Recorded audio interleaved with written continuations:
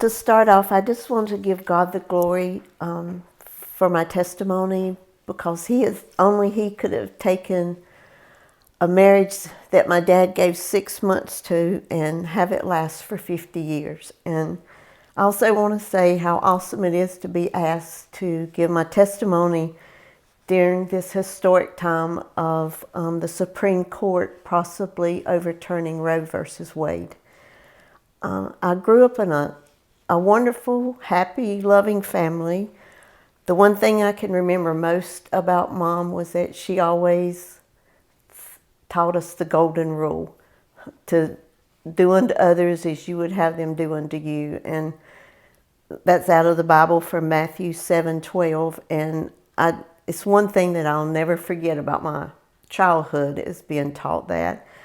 I already had 2 sisters and a brother, and for some reason they weren't supposed to be able to have any more children, but then they got me, and I was the baby, and of course named after my dad. And I was born in January. My dad turned 40 in March, and my mother turned 38 in April, and so they were all a little bit older and I guess wiser by the time I came along. I'm not sure, but I loved being the baby. I told my siblings all the time that I was the baby and pretty much got my way all the time, so I'm not sure if that's good or bad. But anyway, if I take a quick look to my high school years, I turned 17 in January, and I knew I was pregnant, and no idea how I was going to let my parents know. So I did what probably all normal teenagers do. I didn't tell them.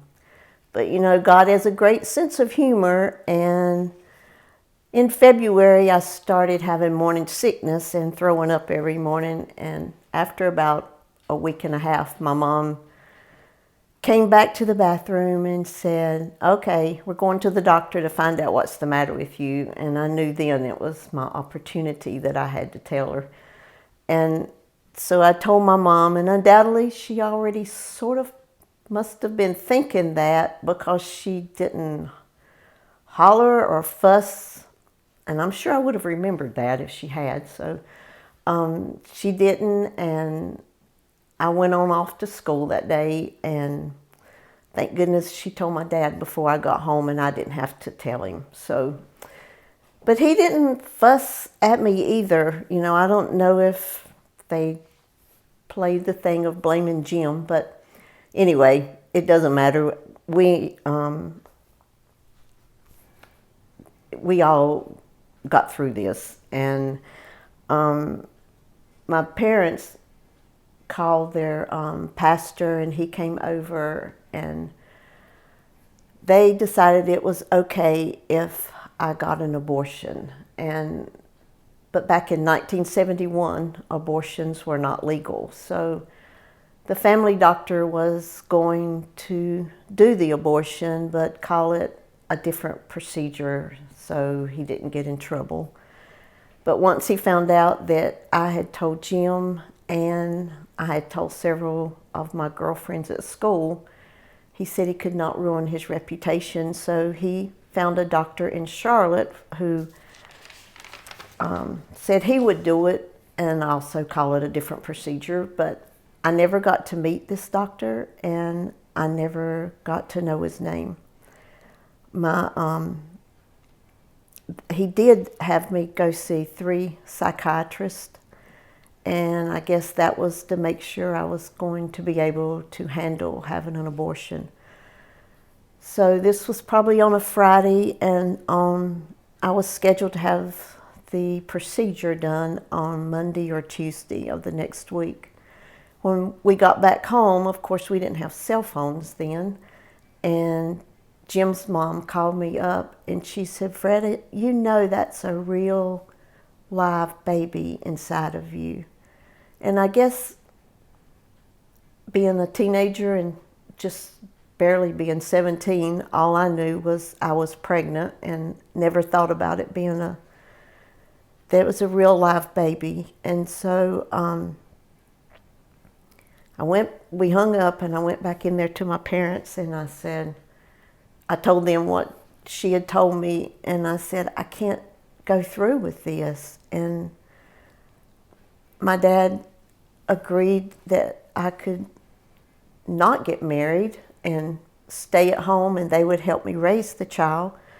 But, you know, you're a teenager and you think you know everything. So Jim said he was going to marry me, and so we actually had talked about it already, and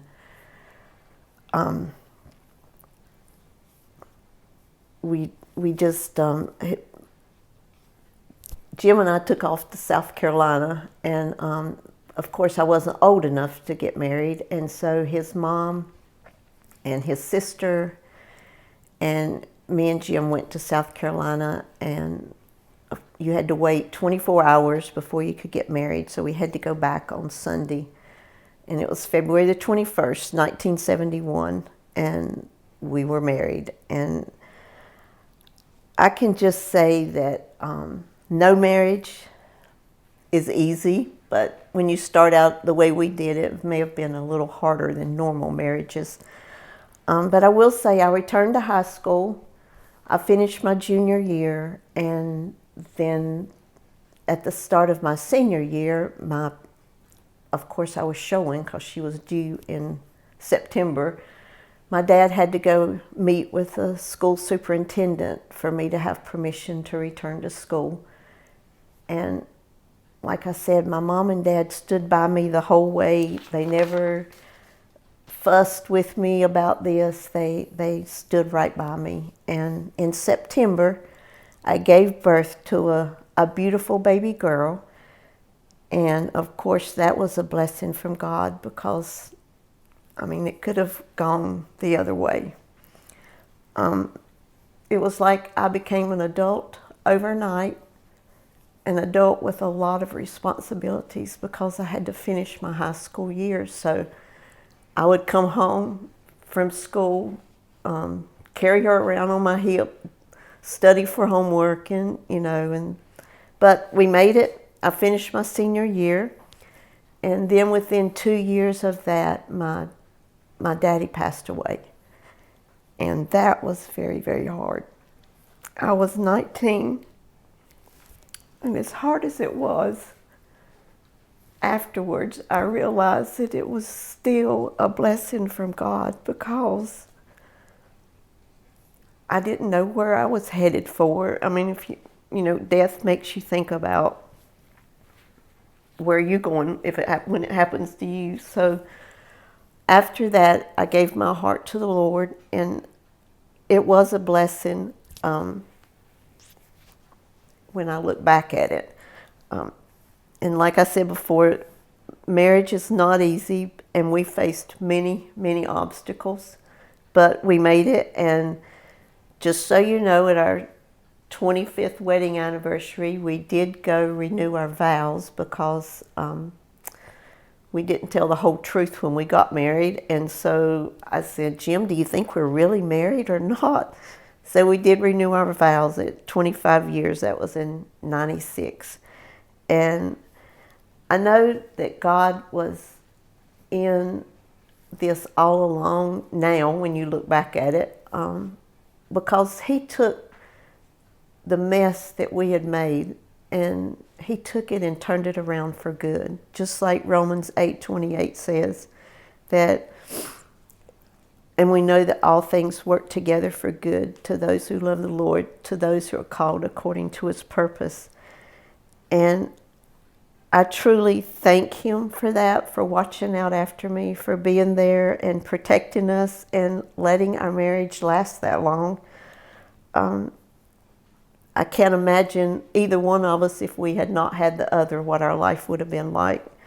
I thank the Lord that I had accepted him early, not any glory to myself, but that helps a marriage. If when you are serving the Lord, it helps you to look at marriage a little bit different. And back to the little baby.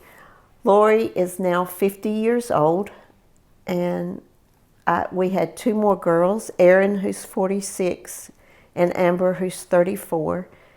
And God blessed us with 5 grandchildren, or rather 6, because one of my grandsons is married, so that gave us another granddaughter. God blessed our marriage that it would last for 50 years. And that's exactly what Jim had said during his last few years, that he wanted to at least say that we were married for 50 years. And I will say that he changed so much, and I give God the honor and the glory for it.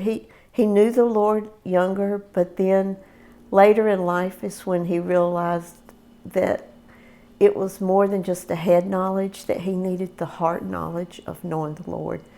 And I just thank God for working that out, that we all knew that when he did pass, that it was all okay, and we know where he's at. And I just thank God for it, that even though sometimes we don't know that he's working, he is working, and I just thank him for it.